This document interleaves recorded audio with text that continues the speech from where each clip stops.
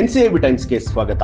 ಉದ್ಘಾಟನೆಯಾದ 2 ವಾರಕ್ಕೆ ಮಳೆ ನೀರು ತುಂಬಿ ಕೆರೆಯಂತಾದ ಮುಂಬೈ ಮೆಟ್ರೋ ನಿಲ್ದಾಣ. ಹೌದು, ಈ ಬಾರಿ ಭಾರತದಲ್ಲಿ ಬೇಗನೆ ಮಳೆಗಾಲ ಶುರುವಾಗಿದೆ. ಈಗಾಗಲೇ ಸುರಿತಾ ಇರುವಂತಹ ಮಳೆಯಿಂದಾಗಿ ಮುಂಬೈನ ವರ್ಲಿ ಮೆಟ್ರೋ ಸ್ಟೇಷನ್ ಜಲಾವೃತಗೊಂಡಿದೆ. ನಿನ್ನೆ ರಾತ್ರಿಯಿಂದ ಆರಂಭ ಆಗಿ ಬೆಳಗ್ಗೆವರೆಗೂ ಕೂಡ ಮುಂದುವರೆದ ಭಾರೀ ಮಳೆಯಿಂದಾಗಿ ನಗರದ ಕೆಲವು ಭಾಗಗಳಲ್ಲಿ ನೀರು ನಿಂತು ಸಂಚಾರ ದಟ್ಟಣೆ ಉಂಟಾಗಿತ್ತು. ಮುಂಬೈನಲ್ಲಿ ನಿರಂತರ ಮಳೆಯಾದ ನಂತರ ಮೇ 10ರಂದು ಉದ್ಘಾಟನೆಯಾಗಿದ್ದಂತಹ ವರ್ಲಿ ಮೆಟ್ರೋ ನಿಲ್ದಾಣದಲ್ಲಿ ಮಳೆಯ ನೀರು ತುಂಬಿ ಕೆರೆಯಂತಾಗಿದೆ.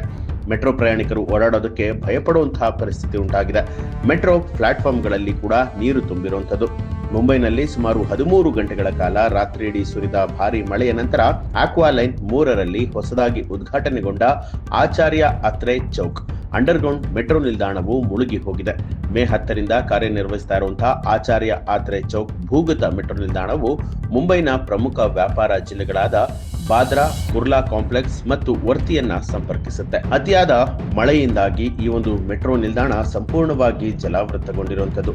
ಈ ಬಗ್ಗೆ ನಿಮ್ಗೆ ಏನ್ ಅನ್ಸುತ್ತೆ ಅನ್ನೋದನ್ನ ಕಮೆಂಟ್ ಮಾಡಿ ತಿಳಿಸಿ. ಹಾಗೆ ಯಾರೆಲ್ಲ ಇನ್ನೂ ಕೂಡ ನಮ್ಮ ಚಾನೆಲ್ ಅನ್ನ ಸಬ್ಸ್ಕ್ರೈಬ್ ಮಾಡಿಲ್ಲ, ಈಗಲೇ ಸಬ್ಸ್ಕ್ರೈಬ್ ಮಾಡಿ ಬೆಲ್ ಐಕಾನ್ ಒತ್ತಿ.